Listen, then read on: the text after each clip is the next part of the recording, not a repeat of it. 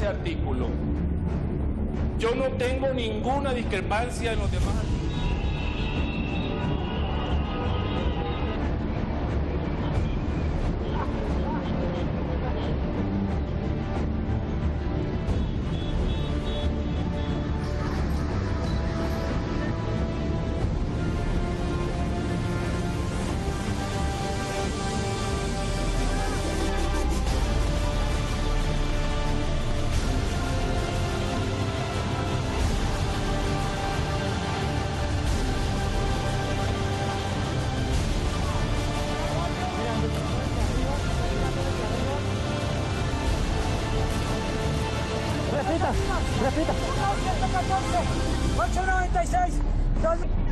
Avísele a organizaciones de derechos humanos. Todas las investigaciones internas y con los organismos de control, pero debemos ser claros a quienes trabajan por la seguridad de los colectivos.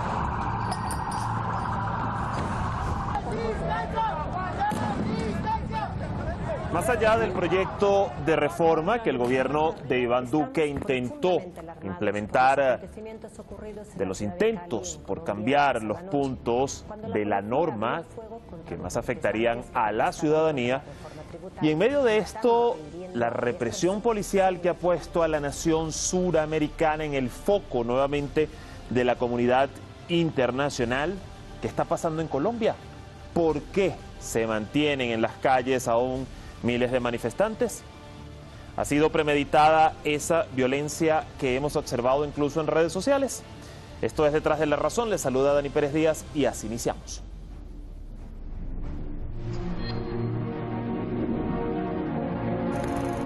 Con la economía contraída al 6,8%, con más de 4 millones de desempleados, unos 21 millones en pobreza y unos 7 millones en pobreza extrema, el gobierno de Iván Duque propone una reforma tributaria denominada Proyecto de Ley de Solidaridad, con la que pretendía tapar el agujero en las arcas del Estado debido a la pandemia. Su objetivo era recaudar más de 6.000 millones de dólares, equivalente a un 2% del PIB. La reforma incluía un aumento de los impuestos sobre la renta y productos básicos, alimentos, agua, luz, gas, gasolina y hasta la muerte.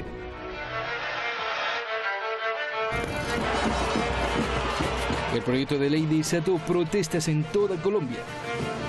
Los manifestantes consideran que la subida de impuestos golpeará a los más humildes y a las clases medias, que son los que más sufren la crisis económica.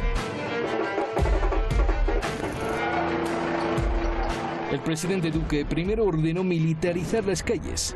Su padrino político, Álvaro Uribe, apoyó la represión. La figura de asistencia militar seguirá vigente. Pero más tarde, y tras 4 jornadas de paro nacional, movilizaciones, disturbios y violencia policial, Iván Duque retrocedió un paso y ordenó retirar el proyecto de ley del Senado, aunque aseguró que habrá otra propuesta. Le solicito al Congreso de la República el retiro del proyecto radicado por el Ministerio de Hacienda y tramitar de manera urgente un nuevo proyecto, fruto de los consensos, y así evitar incertidumbre financiera. Declaraciones que echaron más leña al fuego. Cientos de miles de indignados volvían a las calles marchando y bloqueando carreteras. Su reclamo ya no es solo la suspensión de la reforma, sino la renuncia del presidente Duque. Queremos que el presidente renuncie. Ya ha derramado demasiada sangre aquí en Cali, en el país. Necesitamos que se vaya. Pero otra vez la respuesta del Estado fue represión. Gases lacrimógenos, balas de goma e incluso munición real. Al menos 19 personas murieron, 800 resultaron heridas, un centenar de desaparecidos y cientos de detenidos. Avísele a organizaciones de derechos humanos, por favor. Represión que fue repudiada por los líderes de la oposición. Un gobierno débil solo se sostiene sobre los cañones de los fusiles. Esa es la triste paradoja del gobierno de Duque. La de Álvaro Uribe Vélez. Uribe y el uribismo quieren avanzar hacia un quiebre del ya de por sí precario sistema democrático. Si bien Duque ordenó militarización, uribismo le pide ahora declarar conmoción interior. La brutalidad policial fue criticada por diversas organizaciones pro derechos humanos, entre ellas la ONU, además de la Unión Europea, entre otros. We express our profound shock at the events, shooting, live ammunition being used, beatings of demonstrators, and as well detentions. Es la segunda ocasión en que el descontento social llega a tal magnitud durante el gobierno de Duque. El primero fue en noviembre de 2019. Protestas que apuntaban contra el modelo económico capitalista, denunciaban el aumento del desempleo y el deterioro de la situación de seguridad.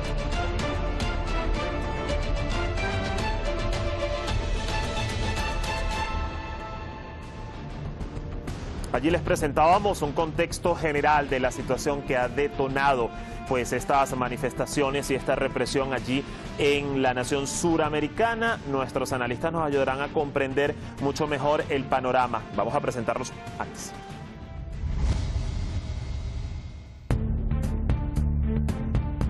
Es Ninco, analista político, militante internacionalista. Lo encuentran en Twitter a través de @Moisés Álvaro Piso. Él está en la Ciudad de México. Y también con nosotros Jorge Amín Turbay Velandia, periodista, analista político con maestría en comunicación desde Bogotá, uno de los epicentros de lo que está pasando hoy en Colombia. Le saludo rápidamente. Bienvenido, Moisés. ¿Me escucha bien? Así es. ¿Cómo están? Un saludo a todas y a todos y a mi contertulio Jorge. Gracias por acompañarnos. Igual Jorge Amín, ¿cómo está? ¿Me escucha bien? Hola Dani, ¿cómo está? Muchas gracias por la invitación. Un saludo a Álvaro, que está por allá en Ciudad de México, pero siempre gobernando en Bogotá. Quisiera iniciar contigo, Jorge, porque precisamente estás allí en Bogotá, uno de los epicentros de todo lo que está sucediendo. Cuéntanos brevemente, antes de pasar al análisis, muy brevemente, el ambiente el día de hoy allí en las calles. Bueno, en Bogotá hoy es una marcha gigantesca. Es una de las marchas más grandes que yo he visto. Hay marchas por la carrera séptima, hay marchas hacia el centro, hay marchas hacia el norte de la ciudad, hay marchas por la 26, por la 30 y la 68, que son vías arterias de la capital. Digamos, está gigante, va por la Caracas también, digamos, es una marcha concentrada en muchísimos puntos, pero hay muchísima gente en la calle, y el ambiente es de alegría, de indignación un poco con lo que ha pasado, pero tampoco es un ambiente de violencia, es un ambiente de alegría. Esperemos que el gobierno no decida reprimir en las próximas horas, que generalmente es lo que pasa. Ahorita van a empezar a haber represión. Ahora, precisamente ya dándonos este breve panorama de lo que has visto hoy, al menos allí en Bogotá, y a pesar de que pues veíamos que el presidente Iván Duque retiró este proyecto inicial, aunque sabemos que va en busca de otro, se lo ha pedido incluso al Congreso, y su ministro de Hacienda, Alberto Carrasquilla, pues también renunció al cargo. ¿Por qué continúa esta ola de protestas? ¿Es una evidencia, Jorge, de que Colombia ya era un volcán social a punto de estallar? Pero no podemos olvidar que, digamos que la marcha, a finales del 2019 hubo un paro gigantesco en Colombia, el gran paro de 2019, que un poco fue truncado por la pandemia. La pandemia un poco apagó los ánimos. Ese paro tenía muchas reivindicaciones, desde la implementación del acuerdo de paz, un bombardeo que había dejado la muerte de niños en el Caquetá, y un montón el asesinato de líderes sociales, la pobreza, un recrudecer de la violencia en todo el país. Aparte de eso, pues todo lo que es el descontento social por la enorme desigualdad que tiene el país. Entonces el país ha venido en un fortalecimiento. Yo, por ejemplo, planteo que puede ser a partir de la firma del acuerdo de paz. Colombia se dio cuenta de que el principal problema era la guerrilla, como decía la derecha, y empezó a despertar también. Claro, eso venía de un acumulado de muchos años. Acá han habido marchas, cada cierto tiempo hay manifestaciones muy grandes, pero siempre tenían la excusa de la guerrilla y de la violencia y de la guerra para reprimirla. Ahora les queda mucho más difícil, y también la gente se ha venido dando cuenta de problemas, y también el movimiento social colombiano ha venido creciendo. El movimiento social no es algo recto, es una cosa dinámica que va poco a poco fortaleciéndose y ha venido madurando, y pues es el resultado de eso. Y pues Duque Duque en una pandemia sin ayudar a la gente, dándole muchas ayudas a los ricos, haciendo reformas tributarias que le dan extensiones tributarias enormes a los grandes capitales, pues fue la cereza que... Claro, la gota que derramó el vaso, como decimos de hecho en Latinoamérica. Ahora, quiero ir con Moisés para analizar un poco precisamente, y ya que tocas el punto en este momento, Jorge, porque en una Colombia como la actual, con millones pues en pobreza, millones también en pobreza extrema y más aún afectada por la pandemia, como bien lo indicas, ¿por qué el gobierno de Duque, Moisés, vio en este llamado proyecto de ley de solidaridad una alternativa para recuperar el PIB, estando además pues evidenciado el panorama de tensión social que ya traía Colombia desde mucho tiempo atrás? En realidad, lo que expresa, digamos, este proyecto de reforma tributaria que ocultaron bajo la chapa de solidaridad sostenible es precisamente un compromiso por parte del gobierno con dos grandes actores. En primera medida, el sistema financiero, principalmente los banqueros, que digamos ha sido la principal fuente de financiación que ha generado el Estado durante la pandemia, ni siquiera el sector salud, ni siquiera digamos en programas sociales, sino al sistema bancario para generar crédito y de esa manera aprovechar la pandemia para endeudar a las y los ciudadanos y enriquecer aún más a quienes aportaron a la campaña presidencial de Iván Duque, una actuación digamos de lesa humanidad, podría plantearse, porque atenta contra la vida de las personas, y por otro lado con todo este andamiaje clientelar que aceita la maquinaria del uribismo y el gobierno nacional y que necesitan preparar para las elecciones del 2022. De esa manera fue diseñada, o con esas preocupaciones fueron diseñadas, la ley de financiamiento que se dio en el 2019 y esta reforma tributaria tan regresiva. Y vamos a hablar un poquito más adelante, si el tiempo lo permite, sobre el panorama para esas elecciones después de todo lo que se está viviendo ahorita. Vuelvo contigo, Jorge, y hay otro punto interesante, ya pasando a lo que tiene que ver con las manifestaciones, con las protestas de calle, porque hemos visto que el gobierno de Iván Duque pues le ha dado el tratamiento a este malestar social como una amenaza terrorista. Incluso, y voy a citar, el ministro de la Defensa, Diego Molano, responsabilizó a disidencias de la exguerrilla FARC y al Ejército de Liberación Nacional, el ELN, por los actos premeditados, así lo dijo textualmente. ¿Qué veracidad hay en esto y en estos señalamientos que está haciendo el gobierno de Duque contra estas agrupaciones con lo que está aconteciendo en las calles? Jorge.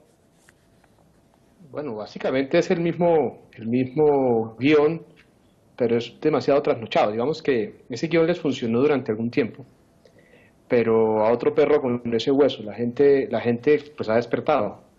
No hay, debe ser la menor influencia de grupos armados en la historia, digamos. Ahora lo que existe es una fuerza de calle muy grande, un despertar social muy grande.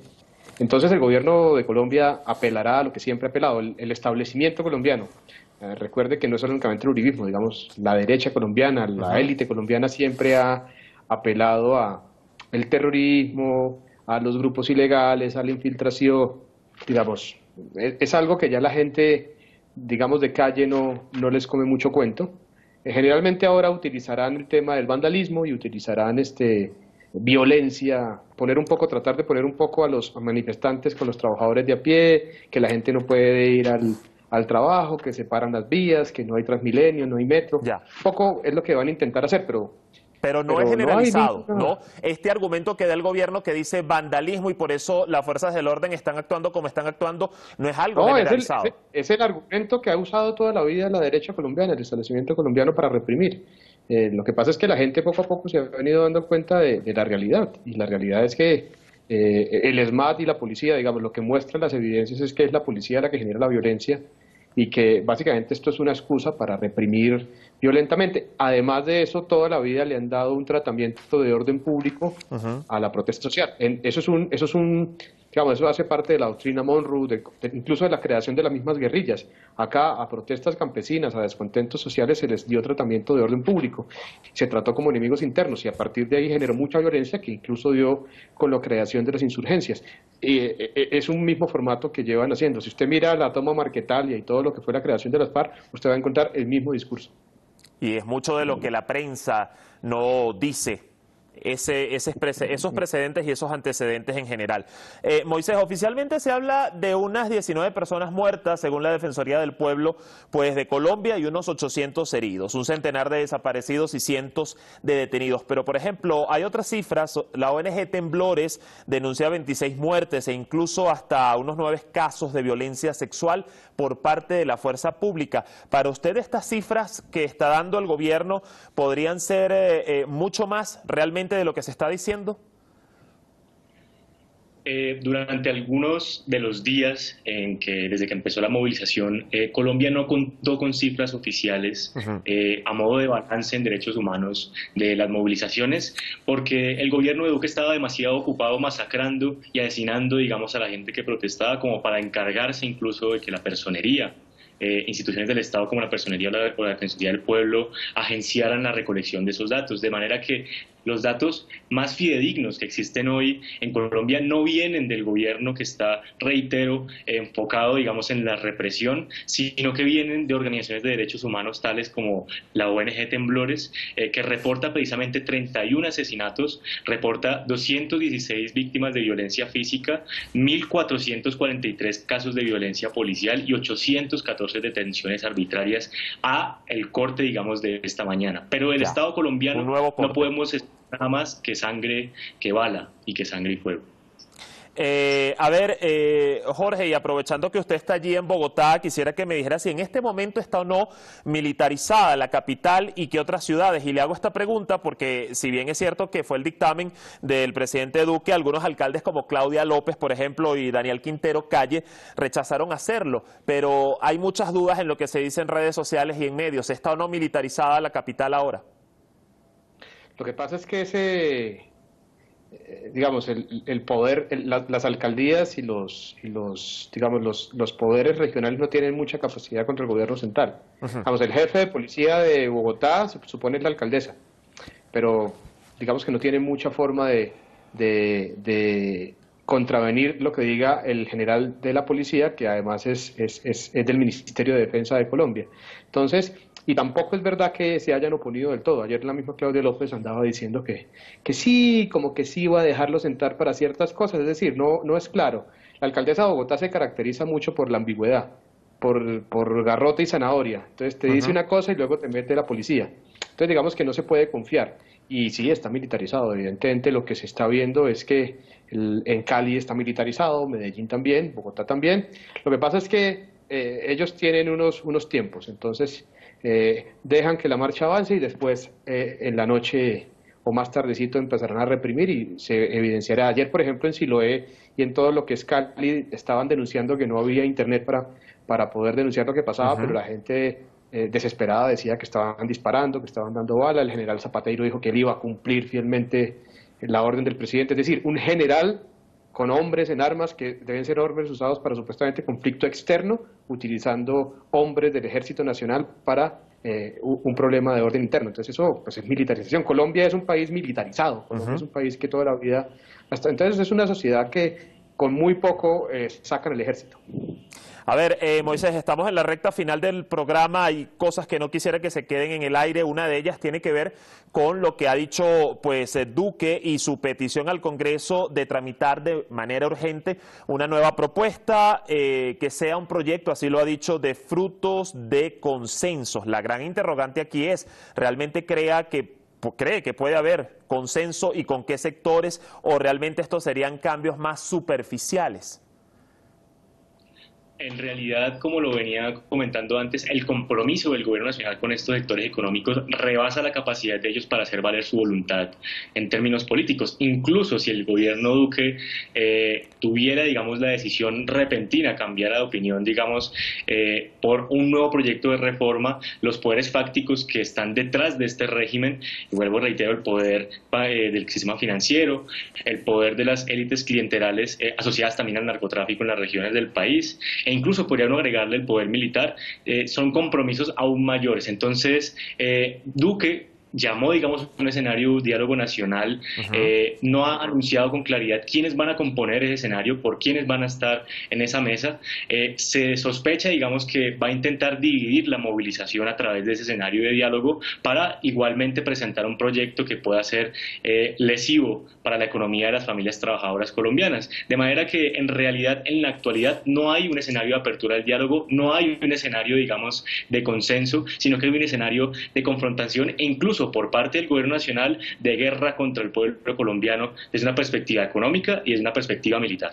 Ya, ahora, en este mismo sentido, Moisés, ¿cree que este estallido social en Colombia, como le han denominado segundo, podría interrumpir definitivamente el mandato de Duque antes de las elecciones del 2022? Creo que lo que principalmente puede interrumpir el mandato de Duque, teniendo en cuenta igual el agenciamiento, la fuerza, la esperanza de esta movilización nacional, es precisamente su incapacidad para sostener unas fuerzas que sustenten el gobierno, porque resulta que Duque hoy está tan solo que solamente apela, digamos, a la fuerza militar para poder sostenerse, de manera que es muy viable y es muy factible que esta movilización popular pueda poner a tambalear el régimen de Duque. Hay una propuesta que hizo el senador y candidato presidencial Gustavo Petro, y fue adelantar las elecciones para poder poner, digamos, una presidencia que sí se vea legítima, teniendo en cuenta igual que Duque llegó a través del fraude electoral a la presidencia, y yo creo que solamente es cuestión de que el pueblo colombiano dé un leve soplido en las calles de manera sostenida durante varios días para que el gobierno Duque tambalee a este punto.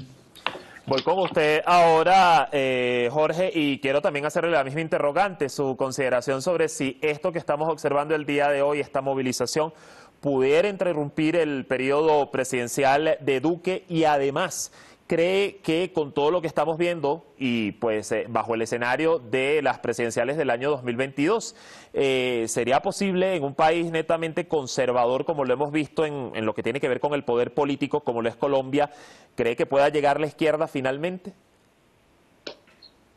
Yo creo que sí, digamos, ellos no estaban preparados para este país.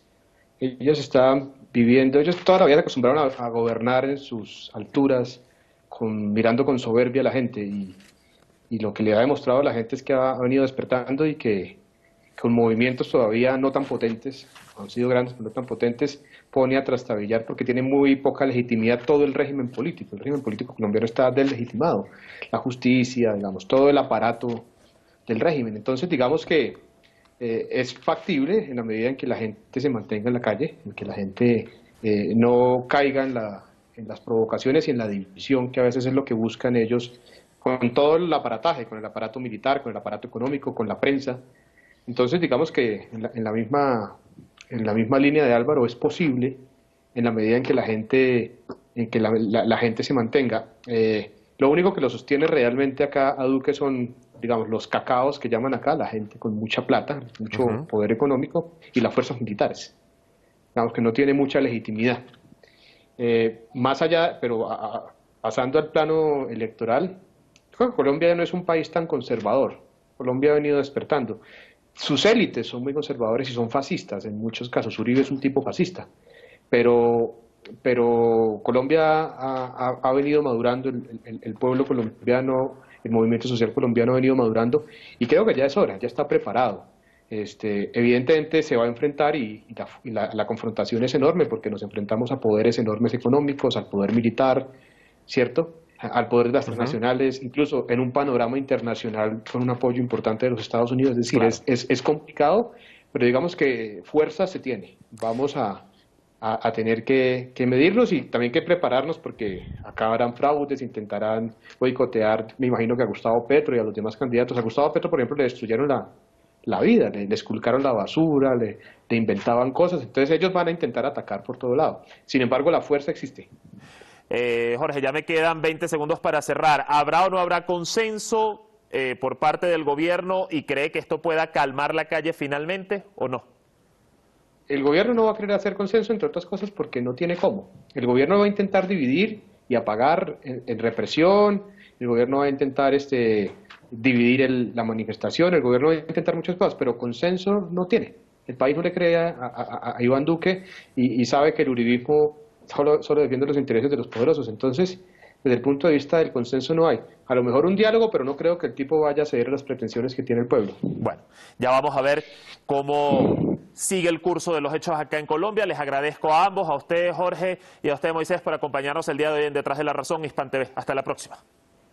Muy amable, muchas gracias. Un saludo. Así el panorama. Por lo pronto, cifras oficiales siguen indicando en 19 las víctimas fatales de la represión y numerosos heridos y detenidos, aunque pues ONGs ya hablan de mucho más. Veremos qué va a pasar de aquí en más y qué hace sobre todo la comunidad internacional en este caso, y esperemos que no reine la impunidad como muchos otros precedentes en la nación colombiana. Solidaridad a toda nuestra audiencia en ese país. Gracias como siempre por su sintonía. Les esperamos mañana por Hispan TV. Cuídense mucho.